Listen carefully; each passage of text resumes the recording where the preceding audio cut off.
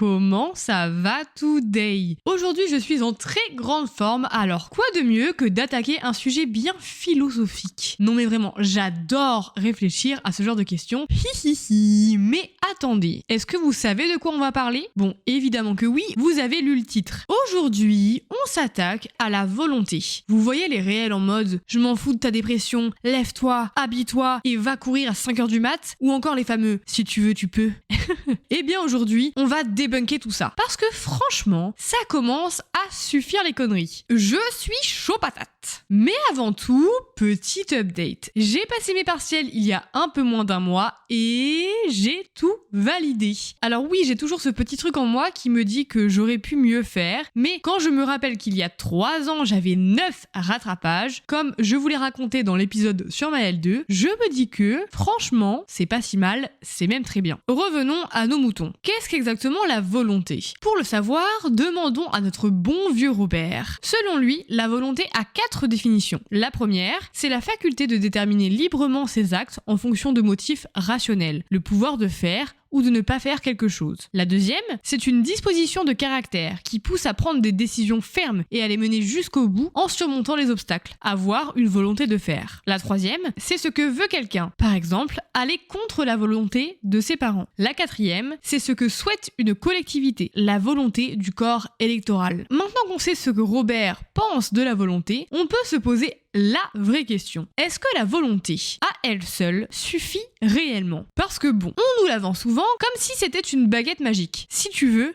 tu peux. Faut juste être motivé. Perso, j'ai envie de courir un semi-marathon dans 11 mois. J'en ai vraiment envie. Je suis volontaire, déterminée, mais est-ce que le simple fait d'avoir la volonté de courir ces 21 km va suffire? Spoiler alerte, je ne suis pas sûre. Et c'est ça le problème. On confond souvent volonté, motivation, discipline et surtout conditions de vie. Parce que vouloir réussir, vouloir changer, vouloir progresser, on en a tous envie. En tout cas pour ma part, régulièrement. Mais est-ce que ça suffit? Pas toujours. Et c'est là que ça devient intéressant. Pourquoi certaines personnes ultra volontaires n'y arrivent pas? Pourquoi d'autres, avec une volonté moins visible, progressent mieux? Qu'est-ce qui fait vraiment la différence? Spoiler alerte numéro 2, ce n'est pas juste une question d'avoir la rage, d'avoir l'envie. Il y a la volonté, oui, mais il y a aussi l'environnement, les ressources, la santé mentale, la fatigue, les habitudes, les contraintes et 1000 trucs que personne ne mentionne jamais. Bref, aujourd'hui, on va démêler le mythe de la volonté toute puissante et comprendre ce qui se cache derrière.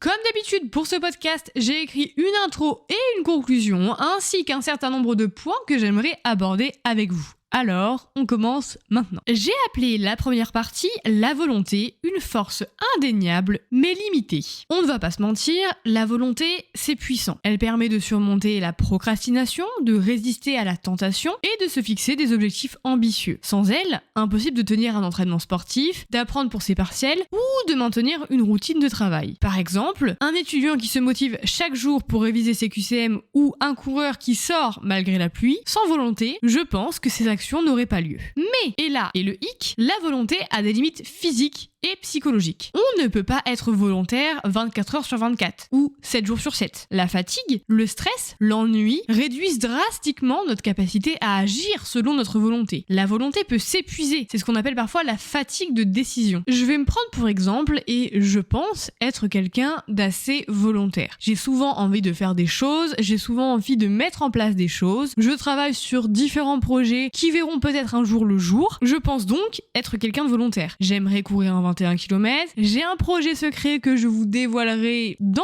un certain temps, et pour autant, parfois, je n'arrive pas à faire ce que j'ai envie de faire. Malgré ça, la volonté est là. Mais il manque certains ingrédients. Je suis parfois fatiguée, j'ai parfois un manque de motivation, j'ai parfois mon corps qui me parle. Par exemple, pour les filles, tout ce qui est menstruation, tout ce qui est cycle hormonal, qui fait qu'à certains moments dans le mois, nous sommes motivés et à d'autres beaucoup moins. Le stress, qui peut agir sur tout le monde, fait qu'au bout d'un moment, la volonté peut être entravée. Je pense qu'il faudrait imaginer une sorte de roue. On va dire que c'est la volonté. Donc la roue tourne, mais si à un moment donné, on lance des bouts de bois ou des fléchettes dans cette roue va se bloquer, va être coincée. Pourtant, elle existe toujours bel et bien. Je sais pas si vous voyez ce que je veux dire. En gros, la volonté, elle peut être là et agir normalement. Cependant, avec les facteurs stress, fatigue, ennui, manque de motivation, ça peut être des pics ou des fléchettes qu'on envoie dans cette roue, ce qui la coince. Ce qui fait que la volonté est toujours là, mais elle ne peut pas marcher, elle ne peut pas fonctionner à cause de tous les petits paramètres qui sont autour et qui la bloquent. Prenons un autre exemple. Je suis actuellement en stage d'addictologie et je rencontre forcément des personnes addictes à l'alcool, à la drogue, au jeu et à tout un tas d'addictions. Ces personnes sont volontaires, puisqu'elles viennent d'elles-mêmes en consultation, elles viennent aussi en hospitalisation, elles ont envie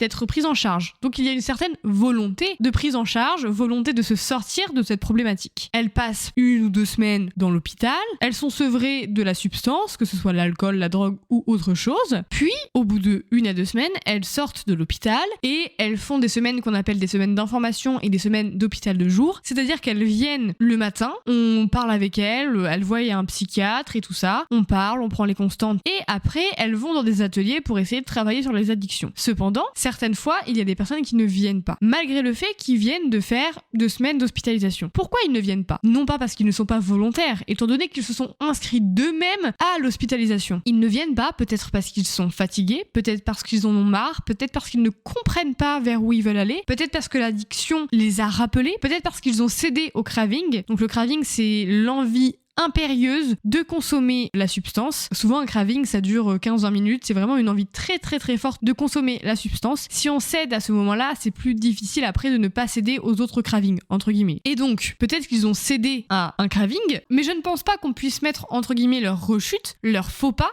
uniquement sur le dos de la volonté. On peut pas juste dire à quelqu'un, si tu veux sortir de ta dépression, alors fais-le. Ça ne marchera pas, personne ne sortira de sa dépression juste en se levant de son lit le matin et en se disant, allez c'est bon, je suis volontaire. On peut être volontaire pour quelque chose, vouloir sortir de quelque chose, mais pour autant ne pas y arriver. Parce qu'il y a tout un tas de fléchettes qui sont coincées dans la roue et qui font qu'elles n'arrivent pas à fonctionner. Et donc il y a un travail sur soi, une psychothérapie à faire et tout un tas d'autres choses pour enlever peu à peu les fléchettes et faire en sorte que la roue commence à tourner. Mais ça prend du temps. Et c'est pourquoi la volonté ne suffit pas à elle seule. Elle a besoin d'être accompagnée d'une motivation, d'une discipline, peut-être de rigueur, peut-être d'envie, et elle va être parfois stoppée par le stress, la fatigue. Bref, la volonté, c'est quelque chose en mouvement, ce n'est pas quelque chose de constant. Il y a des jours où on est plus volontaire que d'autres, et c'est tout à fait normal. Je pense que la volonté est indispensable, mais elle ne suffit pas à elle seule pour atteindre tous nos objectifs. Elle doit être accompagnée d'autres leviers. Le deuxième point que j'aimerais aborder, c'est qu'il y a des facteurs externes, l'environnement, les ressources, des contraintes, qui agissent sur la volonté. La volonté, même la plus forte, se heurte à des facteurs extérieurs. Personne ne vit dans un vide, entre guillemets. Nous avons un environnement, nous avons des ressources, nous avons des obligations qui influent ce qu'on peut réellement faire. Par exemple, un coureur motivé ne pourra pas s'entraîner correctement si le temps est mauvais ou si son emploi du temps est saturé et qu'il a du mal à se reposer. Un étudiant volontaire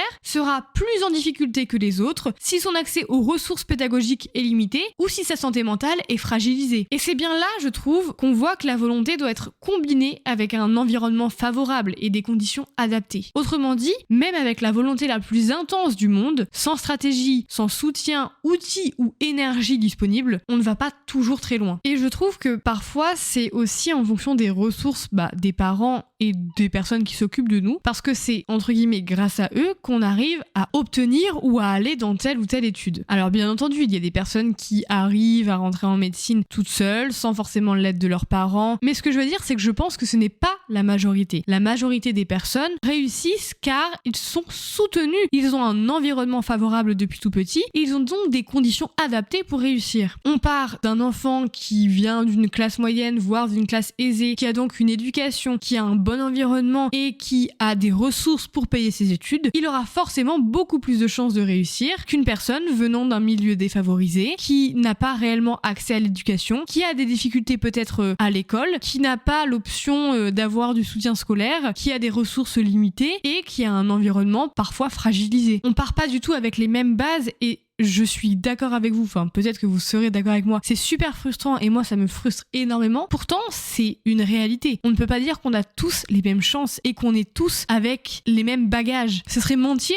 de penser ça. Oui, quand on va à l'école par exemple publique, on apprend tous les mêmes choses parce que le programme est similaire, mais on n'a pas tous les mêmes parents, on n'a pas tous les mêmes revenus, on n'a pas tous les mêmes conditions de vie. Certaines personnes, à 12-13 ans, rentrent chez elles et doivent s'occuper de leurs frères et sœurs. Elles n'ont pas ou ils n'ont pas le temps de faire leurs devoirs, d'apprendre correctement, et peut-être que leurs parents, leur entourage, ne les sensibilisent pas à l'apprentissage, ne les sensibilisent pas à la lecture, tout simplement parce qu'ils n'ont pas été sensibilisés eux-mêmes, ce qui fait que, malheureusement, nous n'avons pas tous les mêmes chances. Même si on essaie de faire en sorte qu'un élève qui rentre dans une classe ait la même chance qu'un autre, ce serait se mentir et se voiler la face de croire que c'est vrai. Et vraiment, faut pas croire, ça me désole, hein. Ça me désole cette idée et ce point. En même temps, c'est une réalité et je peux pas parler de la volonté et du fait de vouloir faire des choses et d'y arriver sans parler forcément du contexte familial. Donc, je pense que la volonté est nécessaire, mais qu'elle est insuffisante sans un contexte qui la soutienne. Alors bien sûr, il y a toujours des exceptions à la règle, il y a toujours des gens qui réussissent à faire de grandes choses, de grandes études. Est-ce qu'on peut dire que médecine c'est faire de grandes choses? Je ne suis pas sûre. Dans notre société, on croit que faire médecine c'est faire de grandes choses, mais est-ce que faire de l'art ce n'est pas faire des grandes choses? Est-ce que écrire un livre ce n'est pas faire des grandes choses? Est-ce que construire un immeuble ce n'est pas faire des grandes choses? Est-ce que se lever tous les matins et aller faire du pain pour sa boulangerie ce n'est pas faire des grandes choses? Je pense que c'est un petit peu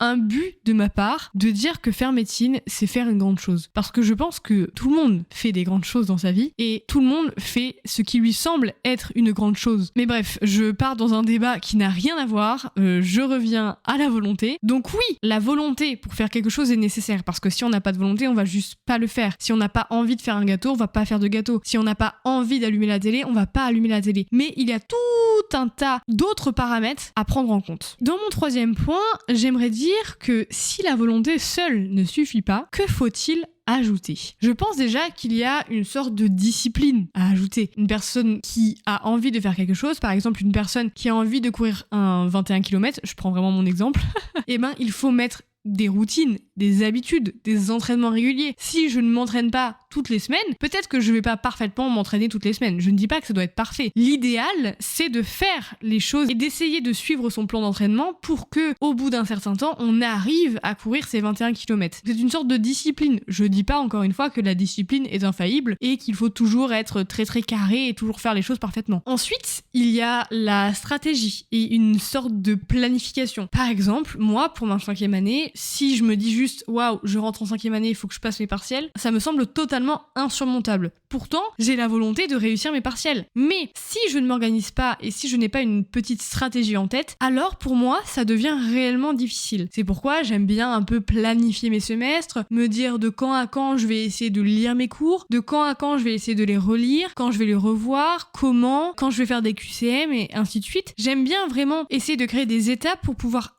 avancer justement étape par étape et je trouve ça plus simple de faire plein de petites étapes que de faire des grosses étapes et donc du coup que ça nous semble insurmontable. Je pense pas que la volonté suffise à elle seule pour valider ces étapes. Il y a aussi besoin de justement la discipline, d'essayer de se dire allez on y va. Il y a aussi le fait d'avoir de la motivation, de la joie de vivre parce que par exemple quelqu'un qui va mal, quelqu'un qui est peut-être en dépression, en burn-out va avoir beaucoup plus de mal à saisir cette volonté et à se lever et à faire les choses. Le simple fait peut-être de se lever, peut-être même le simple fait de se tourner dans le lit, c'est difficile. Alors comment on peut demander à quelqu'un qui est dans cet état-là de se lever et d'aller courir comme je disais dans mon intro? C'est totalement impossible. Pourtant la personne a peut-être la volonté au fond d'elle de s'en sortir, comme les personnes qui sont addictes. Quand ils ont la prise de conscience, ils ont une certaine volonté de s'en sortir. Mais ça vient pas en un claquement de doigts, c'est tout simplement impossible. Il faut mettre tout un tas de choses en place, il y a toute une prise de conscience à faire pour pouvoir avancer. Et la discipline, ça veut pas forcément dire de faire des choses de ouf. Par exemple, pour quelqu'un de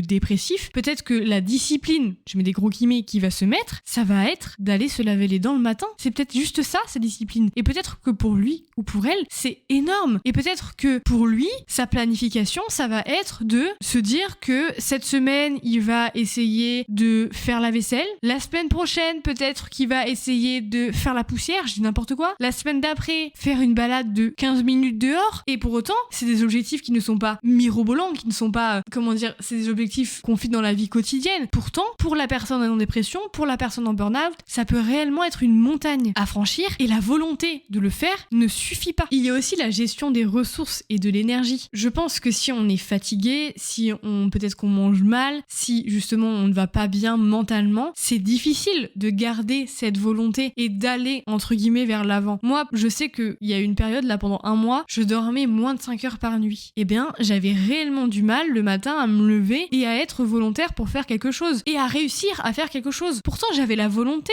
de me lever, j'avais envie de me lever, j'avais envie de faire quelque chose de ma journée. Mais la fatigue, le bâton que j'avais dans la roue me disait mais non en fait, là la roue ne peut pas tourner, il faut que tu te reposes. Et j'avais du mal aussi à m'en rendre compte et à me dire ok Yona, faut que je dorme. Bref, ça c'est un autre sujet. Mais je pense que si il n'y a pas ce pilier-là en plus, si on ne va pas bien, si on n'est pas en forme, si on ne mange pas assez, et ben forcément la volonté ne va pas suffire. La volonté c'est un paramètre qui nous aide à aller vers l'avant, mais je ne pense pas que ce soit un paramètre suffisant pour aller vers l'avant. C'est comme la motivation ne suffit pas à elle seule, la discipline ne suffit pas à elle seule. Ça doit être tout un tas de facteurs qui se mettent en place ensemble pour qu'on puisse avancer. Je vais reprendre l'exemple de la course, mais comme je veux courir mon semi-marathon, la volonté de le faire, c'est mon moteur. C'est ce qui me dit allez, tu vas faire ce semi-marathon. Mais c'est pas forcément ce qui va me permettre de le courir. J'aurai besoin d'un plan d'entraînement progressif, je vais essayer de réserver du temps de mon agenda pour le faire, je vais essayer de bien dormir, de bien manger, je vais essayer de récupérer correctement pour éviter les blessures, et tout ça va peut-être faire que je vais réussir à courir ces 21 km. Sans tout ça, même avec toute la volonté du monde, je risque de ne pas réussir. Si je ne m'entraîne pas correctement, si je ne dors pas correctement, si je ne m'alimente pas correctement, eh bien je pense que mon marathon est entre guillemets voué à l'échec. Punaise, je me suis rendu compte que ce podcast j'étais vraiment très très impliquée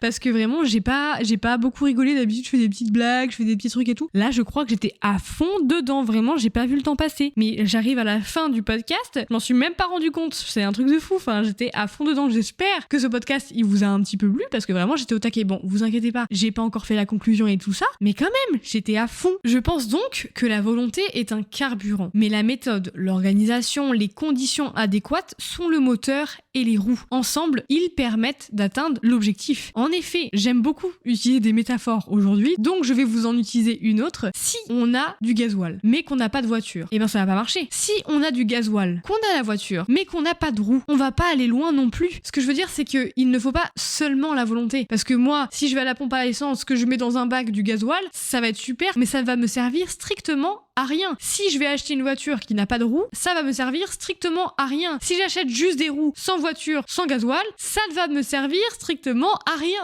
Je me répète beaucoup, mais je trouve que c'est important d'insister sur ce point. Tout ce qu'on a autour de nous comme outils qui peuvent faire qu'on avance, la volonté, la discipline, la motivation, l'envie, peut-être aussi l'ennui, parce que le fait de s'ennuyer, ça nous fait avancer, ça nous fait réfléchir. Enfin bref, tous les outils qu'on a autour de nous, si on n'en utilise qu'un seul, je pense, à mon sens, que ça ne fonctionnera pas. C'est des choses qui s'utilisent en harmonie et je trouve que c'est important de s'en rendre compte. Si on est fatigué, si on va pas bien, si on a nos règles par exemple, eh ben on va être beaucoup moins productif et on va être beaucoup moins volontaire, motivé pour faire des choses que si on a fait une superbe nuit de 9 heures, qu'on a super bien mangé, qu'on est super bien reposé et qu'on est super motivé. C'est pas du tout la même chose. Vous l'aurez donc compris, pour moi, la volonté est indispensable mais limitée. Les facteurs externes jouent un rôle crucial, l'environnement, les contraintes, les ressources, et la volonté combinée à une méthode, à une stratégie, à un soutien, à un certain environnement, à de certaines ressources, devient un véritable levier pour réussir. Mais ce n'est pas la volonté seule qui permet de réussir, selon moi bien entendu. Pour conclure, la volonté suffit-elle vraiment? Ça fait 42 fois que je vais répondre à cette question, mais pour moi, non, pas toute seule. La volonté, c'est ce petit feu intérieur qui nous pousse à nous lever, à essayer, à avancer malgré les difficultés. Encore une fois, quand je dis il nous pousse à nous lever, tout ça, je ne parle pas des personnes avec une santé mentale très altérée, hein. Vraiment je précise. C'est elle qui nous fait sortir courir quand on préférerait rester sous la couette ou réviser quand Netflix nous fait de l'œil. Elle est indispensable, c'est clair. Mais seule, elle ne garantit pas le succès. Elle peut s'essouffler, se perdre dans la fatigue, le stress, les contraintes ou un environnement qui ne nous soutient pas. C'est là que la bienveillance envers soi-même entre en jeu. Il ne s'agit pas de se culpabiliser parce qu'on n'arrive pas toujours à tout donner. Il s'agit de reconnaître nos limites, nos ressources et les conditions qui influent nos actions. Réussir, progresser, atteindre ses objectifs, ce n'est pas seulement une question de volonté. C'est un équilibre plutôt subtil entre désir, planification, habitude, soutien, persévérance et j'en passe. On pourrait comparer la volonté à un carburant. Sans carburant, on ne démarre pas. Mais même avec un plein, si on n'a pas de moteur, donc par exemple de méthode, de roues solides comme des habitudes et une route dégagée, donc un environnement favorable, la volonté seule, sans ces autres éléments, risque de nous épuiser ou de nous faire tourner en rond. Alors la prochaine fois que vous vous surprenez à penser que si je veux, je peux, rappelez-vous que c'est un début, mais pas une fin en soi. La vraie magie, c'est de combiner la volonté avec la stratégie, l'organisation, la patience, la persévérance et ainsi de suite. Surtout, soyez bienveillant avec vous-même. Chaque petit pas compte. Chaque effort mérite d'être reconnu. Même un échec ou un contretemps peut être une leçon précieuse pour progresser. En fin de compte, vouloir, c'est important. Mais vouloir intelligemment et avec compassion pour soi-même, c'est ce qui transforme un objectif en réussite durable. Alors, allumez votre petit feu intérieur, planifiez vos étapes, prenez soin de vous et avancez à votre rythme. En tout cas, moi, je vous dis à dimanche prochain. Portez-vous bien. Ciao!